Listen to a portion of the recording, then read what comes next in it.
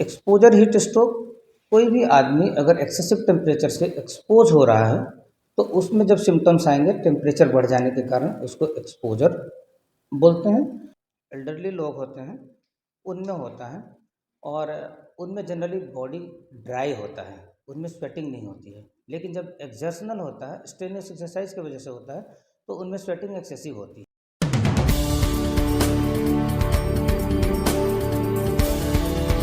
क्या कहना चाहेंगे? नमस्कार, मैं doctor Mrityunjay Kumar Singh, associate director department of medicine. आज हमारी बात होगी हीट स्ट्रोक पे। जो अब समय आ रहा है, जैसे जैसे टेम्परेचर बढ़ता जाएगा हीट स्ट्रोक के केसेस बढ़ते जाएंगे। तो आज का हम टॉपिक रखेंगे हीट स्ट्रोक क्या है, सिम्टम्स क्या होते हैं, बचाव कैसे करना है और उसका इलाज कैसे होना चाहिए, इस पे हम लोग बात करेंगे। तो हीट स्ट्रोक बेसिकली जब भी बाहर का टेम्परेचर ज़्यादा होने लगता है, हमारा बॉडी उसी के अकॉर्डिंगली हमारे बॉडी का भी टेम्परेचर बढ़ने लगता है। और जब ये बॉडी का टेम्परेचर 104 डिग्री, जिसको बोलते हैं कोर टेम्परेचर, 104 डिग्री से ज़्यादा चला जाए तो उसको बोलते हैं हीट स्ट्रोक। अगर बात करें कि इसमें होता क्या है, पेशेंट को क्या तकलीफ़ होती है, तो दो तरह के होते हैं, दोनों में अलग अलग तरह के सिम्टम्स मिलते हैं। एक को बोलते हैं एक्सर्शनल हीट स्ट्रोक और दूसरे को बोलते हैं एक्सपोजर हीट स्ट्रोक। अब एक्सपोजर हीट स्ट्रोक कोई भी आदमी अगर एक्सेसिव टेम्परेचर से एक्सपोज हो रहा है तो उसमें जब सिम्टम्स आएंगे टेम्परेचर बढ़ जाने के कारण उसको एक्सपोजर बोलते हैं। और अगर कोई आदमी एक्सट्रेनुअस फिजिकल एक्सरसाइज कर रहा हो, फिजिकल एक्टिविटी कर रहा हो और वो एक्सेसिव टेम्परेचर में कर रहा हो, तो जो सिम्टम्स आता है उसको बोलते हैं exertional heat stroke. Generally exertional heat stroke में यंग लोग अफेक्टेड होते हैं और उनमें जो हमारे स्वेटिंग, एक्सेसिव स्वेटिंग होती है। कुछ सिम्टम्स जो हैं दोनों में, मैक्सिमम सिम्टम्स दोनों में होते हैं, कुछ सिम्टम्स जो डिफ्रेंशिएट करने के लिए हम लोग को होता है, तो उसमें हम बोलते हैं कि अ, अगर एक्सपोजर की वजह से हो रहा हो तो जनरली एल्डरली पेशेंट होते हैं, एल्डरली लोग होते हैं, उनमें होता है। और उनमें जनरली बॉडी ड्राई होता है, उनमें स्वेटिंग नहीं होती है। लेकिन जब एक्सर्शनल होता है, स्ट्रेनियस एक्सरसाइज की वजह से होता है, तो उनमें स्वेटिंग एक्सेसिव होती है। तो ये डिफरेंशिएट करने का तरीका हुआ। अगर हम बात करें कि सिम्टम्स क्या होता है, तो बेसिकली अगर हम सिर से बात करें तो सिर में सीवियर हेडेक हो सकता है, कन्फ्यूजन हो सकता है, डेलीरियम हो सकता है, डिजीनेस हो सकता है। अगर इनकी बात मिले, डेलीरियम का मतलब कि वो भी कन्फ्यूजन का है, एक स्टेट है। बेसुधी हो सकती है और कई बार बेसुधी के साथ साथ बेहोशी हो सकती है, और जो कि काफ़ी सीरियस कंडीशन हो जाता है।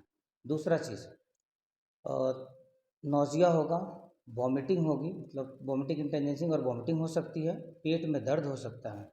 ये चीज़ें होती हैं। और कई बार ये लूज मोशन भी होता है जो इतना सीवियर हो सकता है कि डिहाइड्रेशन होता है और वो कई बार जानलेवा हो सकता है। तो ये सिम्टम्स होते हैं। और अगर मैं बोलूँ कि बचाव कैसे करना है इस बीमारी से, तो सबसे पहले आप अगर कोशिश करें कि बहुत ज़रूरी काम ना हो तो घर से बाहर ना निकलें।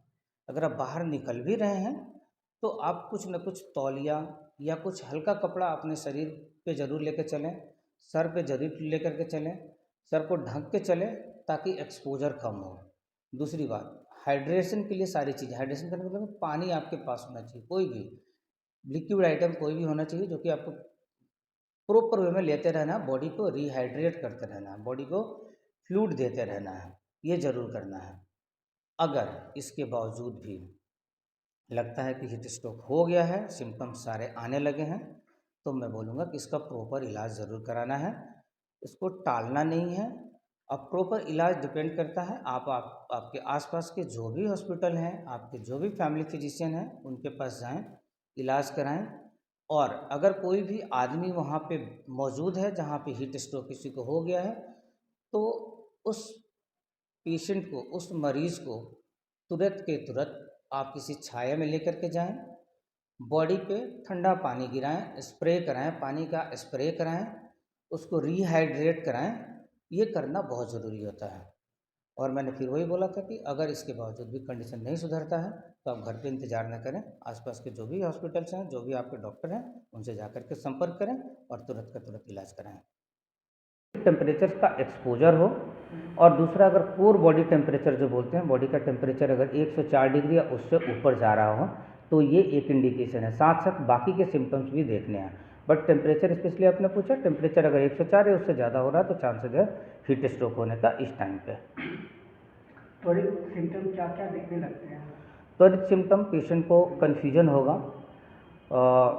वो थोड़ी अगर मैं बोलूँ कि बेहोशी होगी, बेसुधी सी होगी और बेहोशी हो सकता है, साथ साथ लूज मोशन हो सकता है, उल्टी हो सकती है। शरीर अगर ऐसे सिम्टम्स आते हैं तो इसका मतलब है कि हीट स्ट्रोक होगा। उपचार कितने दिन में मान लो बहुत क्रिटिकल केस हो जाता है तो किस हद तक बचने का? जल्दी से जल्दी इलाज कराना चाहिए, और इलाज से ज़रूरी है कि जो हमारी प्रिकॉशंस हैं कि जहाँ भी अगर लग रहा है कि हीट का एक्सपोजर ज़्यादा हो तो तुरंत उनको छाया में लेकर के जाएं, उनको हाइड्रेट करें। शरीर से अगर ज़्यादा कपड़े हैं तो बहुत सारे कपड़े हों तो कपड़े हटा दें, पतला कपड़ा शरीर पे डालें, उस पर पानी का स्प्रिंकल कराएं, ठंडा पानी का स्प्रिंकल कराएं, पानी पिलाएं। ये ज़रूरी होता है, प्रिकॉशंस लेना ज़रूरी है। एक जो है अभी बीमारी सबसे ज़्यादा वायरल हो रहा है, जेंट्स के जो गर्दन है वहाँ पे दिनाई टाइप का उठ रहा है। लोग बोल रहे हैं कि गर्मी की वजह से हो रहा है, लेकिन वो अलग तरह का हो रहा है, पूरा गला में छेक ले रहा है। तो ऐसे तो नहीं बोल सकते हैं कि उसमें क्या है, लेकिन कॉन्टैक्ट डर्मेटाइटिस होने का चांसेस होता है। ये पसीने में वो होने एक बीमारी होती है जो स्किन का है, उसको कॉन्टैक्ट डर्मेटाइटिस बोलते हैं। तो वो ऐसे ये नहीं बोल सकते हैं कि हाँ, बेसिकली उसको देखना भी पड़ता है कि क्या होगा, स्किन के बहुत सारे डिजीज हैं, बट ये गर्मी की वजह से अगर हो रहा है तो चांसेस कॉन्टैक्ट डर्मेटाइटिस का होने का ज़्यादा रहता है। और सर ये कितने दिन में ठीक होगा? किसी को हीट वेव हो जाता है और इलाज तो कितने दिन में फिर से ठीक होगा और फिर से वो बाहर निकलने लगेगा? ये अगर सीरियस मतलब अगर पेशेंट अल्टर्ड सेंसोरियम में हो चुका है, जो मैं बोला कि अगर बेहोशी बेसुधी हो गई है तो टाइम लगता है, कई बार 10 से 15 दिन तक भी लग सकता है, कई बार 2 से 3-4 दिन में भी मरीज़ ठीक हो जाते हैं। वो डिपेंड करता है, अगर यंग पेशेंट है तो जल्दी रिकवर होता है, और एल्डरली पेशेंट है तो थोड़ा टाइम लगता है ज़रूर से। कितनी उम्र तक के लोगों को ज़्यादा बचने की जरूरत है हीट वेव से? नहीं, बचने की तो सबको ज़रूरत है, लेकिन वही है कि यंग लोग जल्दी रिकवर होते हैं और एल्डरली लोग थोड़ा टाइम लग जाता है। तो बचना सबको है। मैंने जैसे बोला कि धूप में अगर बहुत ज़रूरी नहीं हो तो बाहर ना निकलें, और अगर निकल भी रहे हैं तो शरीर को ढक करके निकलें, और अपने साथ में पानी की बोतल ज़रूर लेकर के जाएं ताकि खुद को हाइड्रेट करके रख सकें।